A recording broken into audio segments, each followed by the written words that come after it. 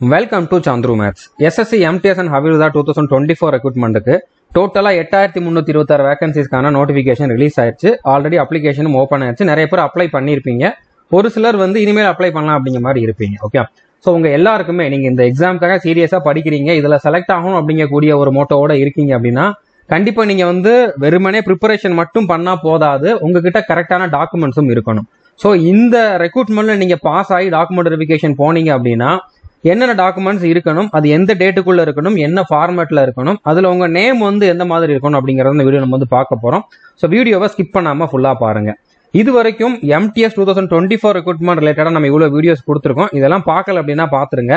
இந்த பிளேலிஸ்ட்ல எல்லா வீடியோஸும் அவைலபிளா இருக்கும். ஓகே, SSC MTS 2024 அப்படிங்கக்கூடிய பிளேலிஸ்ட். இந்த பிளேலிஸ்டுக்கான லிங்க் நான் டிஸ்கிரிப்ஷன்ல கொடுத்துருக்கேன். இதுல ஃபர்ஸ்ட் வீடியோல பாத்தீங்கன்னா இந்த ரெக்ரூட்மெண்ட் பத்தின A to Z information, syllabus, selection process, அந்த சிலபஸை கம்ப்ளீட் பண்றதுக்கான 80 day time table, study strategy எல்லாமே இருக்கும். இந்த 41 நிமிஷத்துல உங்களுக்கு இதுல A to Z எல்லாமே தெரிய வரும். இதுல சொன்னதை மட்டும் ஃபாலோ பண்ணா போதும். ஓகே, அடுத்ததா இந்த ரெக்ரூட்மெண்ட்டுக்கு நீங்க அப்ளை பண்ணணும் அப்படின்னா நீங்க நியூ SSCயோட வெப்சைட்ல தான் அப்ளை பண்ணணும். ஓகே, SSCயோட நியூ வெப்சைட்ல தான் அப்ளை பண்ணணும். அதுல ஒன் டைம் ரிஜிஸ்ட்ரேஷன் எப்படி பண்ணணும் அப்படிங்கறத இந்த வீடியோ டிஸ்கஸ் பண்ணிருப்பேன். இந்த எக்ஸாமுக்கு அப்ளை பண்றது எப்படி, பர்டிகுலரா இதுல நீங்க போஸ்ட் ப்ரிஃபரன்ஸும் கொடுக்குற மாதிரி இருக்கும். தமிழ்நாட்டுல போஸ்டிங் கிடைக்கணும் அப்படின்னா எந்த மாதிரி ப்ரிஃபரன்ஸ் கொடுக்கணும், போட்டோ எப்படி நீங்க கேப்சர் பண்ணணும், எல்லா டீடைலுமே இதுல இருக்கும். ஓகே, இந்த வீடியோ பாத்துக்கோங்க. உங்களுக்கு சிக்னேச்சர் அப்லோட் பண்றதுலயோ போட்டோ அப்லோட் பண்றதுலயோ ப்ராப்ளம் இருக்குது அப்படின்னா அதுக்கான சொல்யூஷன் என்ன அப்படிங்கறத இந்த ரெண்டு வீடியோ டிஸ்கஸ் பண்ணிருப்பேன். இதெல்லாம் நீங்க பார்த்துட்டு அப்ளை பண்ணாதவங்க சீக்கிரமா அப்ளை பண்ணிருங்க. இப்போ என்னென்ன டாக்குமெண்ட்ஸ் இருக்கணும் அப்படின்னு பாத்தீங்கன்னா இந்த ரெக்ரூட்மெண்ட்டுக்கு பாத்தீங்கன்னா அதிகமான டாக்குமெண்ட்ஸ் கிடையாது. இதுக்கு 10th மட்டும் கம்ப்ளீட் பண்ணிருக்கிறவங்க எல்லாருமே எலிஜிபிள் தான். ஓகே, ஸோ 10th பாஸ் ஆயிருந்தா போதுமானது. ஸோ 10th மார்க் ஷீட் இருந்தா போதும். நீங்க டாக்குமெண்ட் வெரிஃபிகேஷன் போறப்போ 10th மார்க் ஷீட் இருக்கணும். 10th மார்க் ஷீட் 1/8/2024 முன்னால கொடுத்த மார்க் ஷீட்டா இருக்கணும். அதை செக் பண்ணுவாங்க. கண்டிப்பா இது எல்லார்டையுமே இருக்கும். ஓகே, 10th மார்க் ஷீட்ல நேம் எப்படி இருக்குதோ அதே மாதிரி தான் எல்லா டாக்குமெண்ட்லயும் இருக்கணும். அதே மாதிரி தான் நீங்க பண்ண அப்ளிகேஷன்லயும் இருக்கணும். நீங்க MTS எக்ஸாமுக்கு அப்ளை பண்ணப்போ 10th மார்க் ஷீட்ல எப்படி இருக்குதோ அதே மாதிரி தான் இருக்கணும். ஓகே, நான் இதை பத்தி இதே வீடியோல கடைசியில தெளிவா எக்ஸ்பிளைன் பண்றேன் வித் எக்ஸாம்பிளோட. அதை பார்த்ததுக்கு அப்புறம் உங்களுக்கு ஒரு கிளாரிபிகேஷன் வரும். அதே மாதிரி டேட் ஆஃப் பர்த்துமே பாத்தீங்கன்னா 10th மார்க் ஷீட்ல என்ன இருக்குதோ அந்த மாதிரி தான் நீங்க கொடுத்து அப்ளை பண்ணிருக்கணும். ஸோ உங்களோட நேம், டேட் ஆஃப் பர்த்துக்கான ப்ரூஃபும் 10th மார்க் ஷீட் தான். ஓகே, ஸோ இது கண்டிப்பா இருக்கணும். இது ஒரிஜினல் கொண்டு போகணும். ஓகே, நீங்க டாக்குமெண்ட் வெரிஃபிகேஷன் போறப்போ ஒரிஜினல் கொண்டு போகணும். டாக்குமெண்ட் வெரிஃபிகேஷன் எப்போ இருக்கும் அப்படின்னு பாத்தீங்கன்னா இதுல ஃபர்ஸ்ட் உங்களுக்கு எக்ஸாம் தான். அடுத்து ஹவில்தார் எக்ஸாமுக்கு யாரெல்லாம் ஹவில்தார் போஸ்ட்டுக்கு யாரெல்லாம் ப்ரிஃபரன்ஸ் கொடுத்துருந்தீங்களோ அவங்களுக்கு பிசிக்கல் இருக்கும். அதுக்கப்புறம் தான் ஃபைனல் ரிசல்ட் ரிலீஸ் பண்ணிடுவாங்க. ஸோ ரிசல்ட் ரிலீஸ் பண்ணதுக்கு அப்புறம் நீங்க எந்த டிபார்ட்மெண்ட்ல செலக்ட் ஆயிருக்கீங்களோ அந்த டிபார்ட்மெண்ட்ல தான் டாக்குமெண்ட் வெரிஃபிகேஷன் நடக்கும். ஸோ டாக்குமெண்ட் வெரிஃபிகேஷன் நடக்கிறதுக்கு மினிமம் ஒரு 7-8 மாசம் இன்னும் இருக்குது. ஓகே, அதுக்காக நான் அப்போ எல்லா டாக்குமெண்ட்டும் ரெடி பண்ணிக்கலாம் அப்படிங்கிற மாதிரி இருந்தீங்க அப்படின்னா உங்களை ரிஜெக்ட் பண்றதுக்கு அதிகமான சான்ஸ் இருக்குது. ஏன்னா ஒரு சில டாக்குமெண்ட் இந்த டேட்டுக்கு முன்னால இருக்கணும் அப்படிங்கிற மாதிரி இருக்குது. அதை கண்டிப்பா செக் பண்ணுவாங்க. Okay, so first 10th mark sheet, அடுத்ததா ஒரிஜினல் ஐடி ப்ரூஃப் இருக்கணும். ஆதார் கார்டு இல்லைன்னா PAN card, voter ID, driving licence, அந்த மாதிரி ஏதாச்சும் ஒன்று கண்டிப்பா இருக்கணும். ஓகே, இது கண்டிப்பா எல்லாருக்கிட்டையுமே இருக்கும். அட்லீஸ்ட் ஆதார் கார்டாவது இருக்கும். அது இருந்தா போதுமானது. அடுத்ததா நீங்க எந்த கேட்டகரியில அப்ளை பண்ணிருக்கீங்களோ அந்த கேட்டகரிக்கான சர்டிபிகேட் இருக்கணும். OBC நான் கிரிமிலேயர், இல்லைன்னா SC, இல்லைன்னா ST, இல்லைன்னா EWS, இல்லைன்னா PW கேண்டிடேட் அப்ளை பண்ணிருந்தீங்கன்னா இதுக்கான சர்டிபிகேட் இருக்கணும். இந்த சர்டிபிகேட் எந்த டேட்டுக்குள்ள இருக்கணும், என்ன ஃபார்மேட்ல இருக்கணும் அப்படிங்கறத நம்ம அடுத்த பேஜ்ல பார்க்கலாம். அதுக்கு முன்னால இதுல நான் சொன்ன எல்லா சர்டிபிகேட்லயுமே, எல்லா மார்க் ஷீட்லயுமே, ஐடி ப்ரூஃப் எல்லாத்துலயுமே பாத்தீங்கன்னா ஒரே மாதிரி தான் நேம் இருக்கணும். உங்களோட நேம் ஒன்னுலயும் வித்தியாசமா இருக்கக்கூடாது, ஒரே மாதிரி தான் இருக்கணும். ஓகே, அது எப்படி அப்படிங்கறத நம்ம பின்னால பார்க்கலாம். ஸோ அதுக்கு முன்னால இந்த கேட்டகரி சர்டிபிகேட் பத்தி பார்க்கலாம். ஓகே, இப்போ நீங்க எந்த கேட்டகரியில அப்ளை பண்ணிருக்கீங்களோ அந்த கேட்டகரிக்கு கண்டிப்பா சர்டிபிகேட் வச்சிருக்கணும். நீங்க OBC, SC, ST, PWD இதுல எந்த கேட்டகரியில அப்ளை பண்ணியிருந்தாலும் அந்த கேட்டகரிக்கான சர்டிபிகேட் 31/7/2024 முன்னால வாங்கியிருக்கணும். ஓகே, அதுக்கப்புறம் வாங்கிக்கலாம் அப்படிங்கிற மாதிரி இருந்தீங்க அப்படின்னா கண்டிப்பா உங்களை ரிஜெக்ட் பண்ணிடுவாங்க. ஓகே, இப்ப பர்டிகுலரா OBC கேண்டிடேட் தான் நிறைய பேர் அசால்ட்டா இருப்பீங்க. நம்ம செலக்ட் ஆகிற ஸ்டேஜ்ல வாங்கிக்கலாம் அப்படின்னு நினைச்சிட்டு நீங்க அப்போ வாங்கினீங்கன்னா உங்களை ரிஜெக்ட் பண்ணிடுவாங்க. ஓகே, ஸோ புரிஞ்சுக்கணும்னு நினைக்கிறேன். இப்ப நீங்க OBC கேண்டிடேட் அப்படின்னா 1/8/2021 அப்புறம் வாங்கின சர்டிபிகேட்டா இருக்கணும். 31/7/2024 முன்னால வாங்கின சர்டிபிகேட்டா இருக்கணும். ஆக்சுவலா OBC சர்டிபிகேட்டுக்கு 1 இயர் தான் வேலிடிட்டி. ஒரு சிலர் வாங்கின டேட்டை பொறுத்து உங்களுக்கு 6 மாசமோ 7 மாசமோ 3 மாசமோ போட்டிருப்பாங்க. அது SSC பொறுத்த வரைக்கும் பிரச்சனை கிடையாது. அதுல இருக்கக்கூடிய ஆக்சுவல் வேலிடிட்டியை நீங்க பார்க்க வேண்டாம். அது இப்போ எக்ஸ்பைரி ஆச்சு அப்படிங்கிற நீங்க நினைக்க வேண்டாம். எஸ்எஸ்சியை பொறுத்த வரைக்கும் 3 வருஷம் வந்து வேலிடிட்டி உண்டு.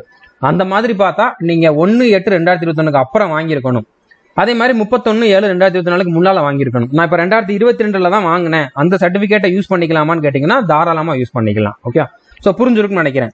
அதே மாதிரி ஓபிசில யார் யாரெல்லாம் வருவீங்க அப்படிங்கிறதையும் தெரிஞ்சு வச்சுக்கோங்க. ஓகே, இப்போ நீங்க தமிழ்நாடு கவர்மெண்ட்ல ஏதாச்சும் ஒரு எக்ஸாமுக்கு அப்ளை பண்றீங்க அப்படின்னா நீங்க வந்து பிசியா இருக்கலாம், இல்லைன்னா எம்பிசியா இருக்கலாம், இல்லைன்னா டிஎன்சியா இருக்கலாம், பிசி முஸ்லீம் அந்த மாதிரி நிறைய இருக்குது. ஓகே, இந்த எல்லா கேட்டகரியில இருக்கவங்களுமே வந்து பாத்தீங்கன்னா சென்ட்ரல் கவர்மெண்ட் எக்ஸாமுக்கு அப்ளை பண்றப்போ ஒரே கேட்டகரிக்குள்ள தான் வருவீங்க. அதுதான் ஓபிசி அப்படிங்கிறது. ஓகே, ஸோ சென்ட்ரல் கவர்மெண்ட்டை பொறுத்த வரைக்கும் அன்ரிசர்வ்டு ஒன்று, அதாவது ஜென்ரல் அப்படிங்கிறது, இன்னொன்னு ஓபிசி, இன்னொன்னு எஸ்சி, இன்னொன்னு எஸ்டி, இந்த 4 கேட்டகரி தான். அடுத்ததா இப்ப புதுசா வந்து பாத்தீங்கன்னா இடபிள்யூஎஸ் கொண்டு வந்திருக்காங்க.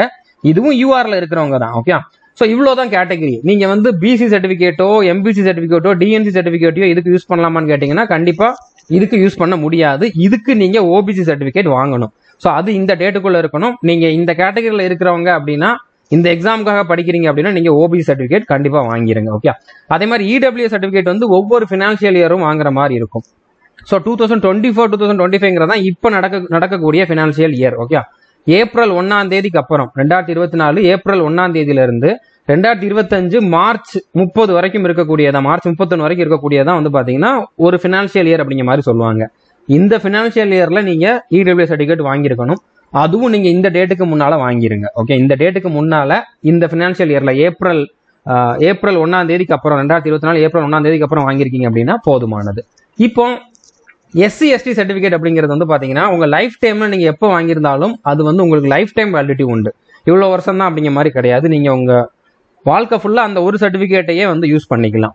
ஸோ 31/7/2024 முன்னால நீங்க எப்போ வாங்கியிருந்தாலும் அந்த சர்டிபிகேட்டை யூஸ் பண்ணிக்கலாம். கார்டு மாதிரி கொடுத்துருப்பாங்க இதுக்கு முன்னாலலாம், அந்த சர்டிபிகேட் இருந்தாலும் போதுமானது.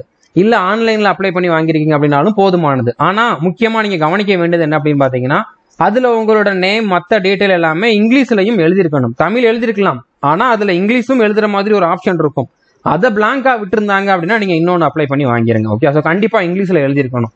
அதை வந்து கண்டிப்பா செக் பண்ணுவாங்க. ஏன்னா இந்த இதுல டாக்குமெண்ட் வெரிஃபிகேஷன் பண்ண போறவங்க தமிழ்நாடுக்காரங்க பண்ணாங்கன்னா தான் அவங்களுக்கு அதுல என்ன எழுதிருக்குங்கிறது புரியும். அதுல இங்கிலீஷ்ல எழுதியிருந்தாதான் அவங்களால வந்து அதை அண்டர்ஸ்டாண்ட் பண்ணவே முடியும். ஏன்னா வேற ஸ்டேட்ல இருக்கவங்க தான் வந்து இதை வந்து வெரிஃபை பண்ண போறாங்க அப்படின்றனால. ஸோ இந்த பாயிண்ட் வந்து இருக்கான்னு பாத்துக்கோங்க.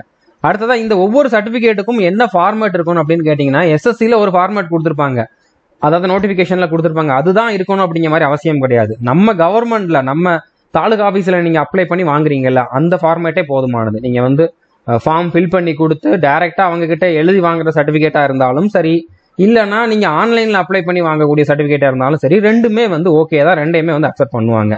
ஓபிசி, எஸ்சி, எஸ்டி, பிடபிள்யூ எல்லாமே வந்து அதே மாதிரி தான். ஓகே, அதுக்கு வந்து இந்த ஃபார்மேட்ல தான் இருக்கணும் அப்படிங்கிற மாதிரி கிடையாது. நம்ம தமிழ்நாடு கவர்மெண்ட்ல இருந்து கொடுக்கக்கூடிய சர்டிபிகேட் ஓகே தான். ஆனா ஓபிசி சர்டிபிகேட் இருக்கணும். நீங்க பிசி, எம்பிசி, டிஎன்சி அதுவும் தமிழ்நாட்டில இருந்து கொடுக்கறதானே அப்படிங்கிற மாதிரி சொல்லக்கூடாது. சென்ட்ரல் கவர்மெண்ட்டுக்கு போறப்ப நீங்க எல்லாரும் ஒரே லிஸ்ட்டுக்குள்ள தான் வருவீங்க, ஓபிசிக்குள்ள தான் வருவீங்க. ஸோ இந்த சர்டிபிகேட் இருக்கா அப்படிங்கிறத வந்து நீங்க கன்ஃபார்ம் பண்ணிக்கோங்க. அடுத்ததா நான் நேம் பத்தி ஆல்ரெடி சொல்லியிருந்தேன். எதுலலாம் நேம் கரெக்டா இருக்கணும் அப்படின்னு பாத்தீங்கன்னா, நீங்க அப்ளை பண்ண online application, 10th mark sheet, உங்களோட கேஸ்ட் சர்டிபிகேட், அதாவது OBC, SC, ST, EWS, PWD அந்த சர்டிபிகேட். அடுத்ததா வந்து நீங்க கொண்டு போற ஐடி ப்ரூஃப், அதாவது ஆதார் கார்டுன்னு வச்சுக்கலாம். ஓகே, இது எல்லாத்துலயுமே உங்களோட நேம் ஒரே மாதிரி இருக்கணும். கொஞ்சம் கூட வித்தியாசம் இருக்கக்கூடாது, கொஞ்சம் கூட ஸ்பெல்லிங் மிஸ்டேக் இருக்கக்கூடாது. ஓகே, இப்போ என்னோட நேம் வந்து ஆக்சுவலா இதுதான். ஓகே, சந்திரசேகர் எஸ் அப்படின்னு சொல்லி நடுவில் ஸ்பேஸ் வராது, இனிஷியல் வந்து கடைசியில தான் வரும். இப்போ எனக்கு வந்து பாத்தீங்கன்னா 10th மார்க் ஷீட்ல எப்படி இருக்குன்னு வச்சுக்கோங்க. ஆனா என்னோட ஓபிசி சர்டிபிகேட்ல வந்து ஸ்பேஸ் விட்டு இருக்குது அப்படின்னா இது ப்ராப்ளமா வர்றதுக்கு வாய்ப்பு இருக்குது. அதே மாதிரி இனிஷியல் வந்து ஒரு இதுல கடைசியில இருக்குது, ஒரு இதுல வந்து பாத்தீங்கன்னா ஸ்டார்டிங்ல இருக்குது அப்படின்னாலும் ப்ராப்ளம் வர்றதுக்கு வாய்ப்பு இருக்குது. இனிஷியலே இல்லாம இருந்தாலும் ப்ராப்ளம் வர்றதுக்கு வாய்ப்பு இருக்குது. ஒரு இதுல ஸ்பேஸ் இருக்குது, இன்னொரு இதுல ஸ்பேஸ் இல்லை அப்படின்னாலும் ப்ராப்ளம் வர்றதுக்கு வாய்ப்பு இருக்குது. ஓகே, சோ எல்லா இதுலயுமே ஒரே மாதிரி இருக்கணும். அது 10th மார்க் ஷீட்ல எப்படி இருக்குதோ அந்த மாதிரி இருக்கணும். இப்படி இருக்குதா அப்படிங்கறத செக் பண்ணிக்கோங்க. ஒரு சிலருக்கு இது இல்லாம இருக்கலாம், ஸ்பேஸ் இருக்கலாம், ஸ்பேஸ் இல்லாம இருக்கலாம், இனிஷியல் முன்னால இருக்கலாம், இனிஷியல் பின்னால இருக்கலாம், இனிஷியலே இல்லாம இருக்கலாம். ஸோ அப்படி இருக்கிறப்போ உங்களால அதை சேஞ்ச் பண்ண முடியும் அப்படின்னா சேஞ்ச் பண்ணிருங்க. இப்போ ஆதார் கார்டில் அந்த மாதிரி இருக்குன்னா நீங்க சேஞ்ச் பண்ணிக்கலாம். அப்ளிகேஷன் வந்து நீங்க அப்ளை பண்றப்போ கரெக்டா பண்ணலனா கூட ஒன் டைம் ரிஜிஸ்ட்ரேஷனை வந்து நீங்க இந்த கரெக்ஷன் விண்டோ ஓப்பன் ஆகிறப்போ கரெக்ஷன் பண்ணிட்டு சேஞ்ச் பண்ணிக்கலாம். அதுக்கும் டைம் இருக்குது. ஓகே, ஆனா 10th மார்க் ஷீட்லயே தப்பா இருக்குது, இல்லைன்னா என்னோட ஓபிசி சர்டிபிகேட் தப்பா வந்துருச்சு, இனிமேல் நான் அப்ளை பண்ணணும்னா எனக்கு வந்து டேட் வந்து அந்த டேட்டுக்குள்ள கிடைக்காது அப்படிங்கிற மாதிரி ப்ராப்ளம் இருக்குது. இல்லைன்னா இந்த வீடியோவை நீங்க லேட் ஆகி பாக்குறீங்க, நான் சொன்ன அதாவது அந்த டேட்டுக்கு முன்னால பார்க்காம டேட் முடிஞ்சதுக்கு அப்புறம் அந்த வீடியோ பாக்குறீங்க அப்படின்னா அதுக்கு என்ன சொல்யூஷன் அப்படின்னா அதுக்கும் சொல்யூஷன் இருக்குது. இந்த மாதிரி நேம் மிஸ்மேட்ச் ஆகுது, ஸ்பெல்லிங் மிஸ்டேக் இருக்குது, ஸ்பேஸ் அதிகமா இருக்குது, ஸ்பேஸ் இல்லாம இருக்குது, இனிஷியல் முன்னால பின்னால இருக்குது, இந்த மாதிரி எப்படி இருந்தாலும் பிரச்சனை இல்லை. நீங்க ஒரே ஒரு அஃபிடவிட் மட்டும் வாங்கினா போதுமானது. ஓகே, அது எப்போ வாங்கணும் அப்படின்னா நீங்க டாக்குமெண்ட் வெரிஃபிகேஷன் போவீங்கல்ல, நீங்க செலக்ஷன் ஆனதுக்கு அப்புறம் கன்ஃபார்ம் ஆனதுக்கு அப்புறம் ஒரே ஒரு அஃபிடவிட் மட்டும் வாங்கிக்கோங்க. இப்போதைக்கு நீங்க எந்த சேஞ்சும் பண்ண வேண்டாம். அஃபிடவிட் வந்து நீங்க ஒரு கவர்மெண்ட் லாயர் கிட்ட போனீங்க அப்படின்னா அவங்களே உங்களுக்கு வந்து ரெடி பண்ணி கொடுத்துருவாங்க. ஓகே, அவங்களுக்கு மட்டும் ஒரு 500 ரூபா கிட்ட பே பண்ண வேண்டிய இருக்கும். அதை கொடுத்தீங்க அப்படின்னா அவங்களே வந்து ஒரு பத்திரம் மாதிரி இருக்கும். அதுல வந்து இந்தந்த சர்டிபிகேட்ல இந்தந்த மாதிரி இருக்குது, இது எல்லாத்துமே வந்து ஒரே பர்சன் தான், இதுதான் அவருடைய கரெக்டான நேம் அப்படிங்கிற மாதிரி சொல்லி அவங்க சீல் வச்சு சைன் போட்டு கொடுத்துருவாங்க. அந்த ப்ரூஃபை நீங்க கொண்டு போனீங்கன்னா போதுமானது. ஓகே, வேற எதுலையுமே சேஞ்ச் பண்ண வேண்டாம். அதனால நேம் முன்னால பின்னால இருக்குது அப்படிங்கிறவங்க வந்து பயப்பட வேண்டாம். ஓகே, பட் முடிஞ்ச அளவு ஒரே மாதிரி இருக்கிறதுக்கு பாத்துக்கோங்க. அட்லீஸ்ட் அப்ளை பண்றப்போ இதெல்லாம் செக் பண்ணிட்டு அப்ளை பண்ணுங்க. ஸோ புரிஞ்சிருக்குன்னு நினைக்கிறேன். அடுத்ததா ஓபிசி கேண்டிடேட்டுக்கு வந்து பாத்தீங்கன்னா நான் கிரிமிலேயரா நான் கிரிமிலேயரா அப்படிங்கக்கூடிய டவுட் இருக்குது. ஓகே, அதாவது உங்களோட ஓபிசி சர்டிபிகேட் எடுத்து பாத்தீங்கன்னா டஸ் நாட் பிலாங் டு கிரிமிலேயர் அப்படிங்கிற மாதிரி தான் இருக்கும். இப்படி இருக்குதுன்னா நீங்க நான் கிரிமிலேயர் தான். ஓகே, ஸோ இதுல வெறுமனே இதை மட்டும் நிறைய பேர் பார்த்துட்டு நான் கிரிமிலேயரோ அப்படிங்கிற மாதிரி நினைச்சுக்கிட்டு இருப்பீங்க. ஸோ இந்த மாதிரி இருந்தாலும் டஸ் நாட் பிலாங் டு அப்படிங்கிற மாதிரி தான் இருக்கும். அப்படி இருந்தாலும் நீங்க வந்து நான் கிரிமிலேயர் தான். ஸோ இதுதான் கரெக்ட், இப்படிதான் இருக்கும். ஓகே, ஸோ நான் கிரிமிலேயர்ல வர்றவங்க தான் ஓபிசிலேயே வந்து அப்ளை பண்ண முடியும். அவங்க அந்த ஓபிசிக்கான வேகன்சிக்கு வந்து எலிஜிபிளா இருப்பாங்க, ஓபிசிக்கான கட் ஆஃபுக்கு எலிஜிபிளா இருப்பாங்க.